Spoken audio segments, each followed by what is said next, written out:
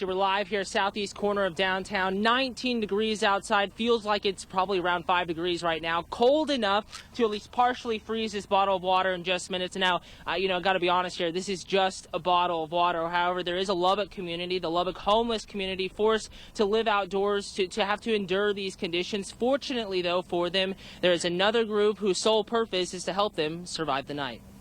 And our canteen, as soon as we get a call or as soon as we know it's cold, can serve about 500 meals. Once the decision to deploy was made, the Lubbock Salvation Army Survive the Night was ready to help those in need. We'll take our mobile canteen out and we'll serve hot chocolate, hot drinks really, blankets, warm clothing, and a meal. But before they can be delivered, several hours are spent preparing a well-balanced, better-tasting meal. However, it's more than flour and sugar in the Salvation Army kitchen. I just warm it up for them, keep it warm for them. You put your special love on it, right? Yeah, of course. Yeah. Of course, you have to. Yeah. The purpose of Survive the Night is to provide relief in many forms to those who need it, to simply help fellow humans. Someone that's dedicated and really, really cares.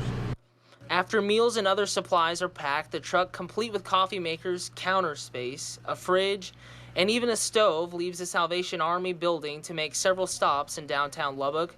Their main goal is to help get people off the streets and back to the shelter. People like Seth were extremely thankful to the volunteers that operate the canteen.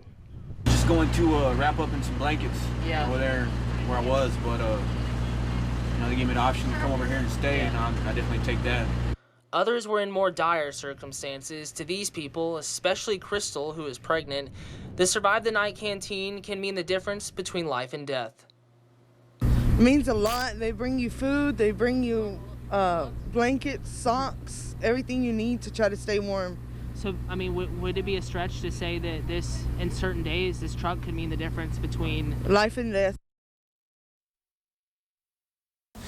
Christy, truly, this was a touching story for me, really a changing story for me. Thankfully, though, good news here, over 20 meals delivered, a lot of clothes handed out, and probably the best news here, many of the people you saw in that video now inside the shelter, staying warm, staying safe, getting a good meal. Really, overall, a good story and a good message here, Christy.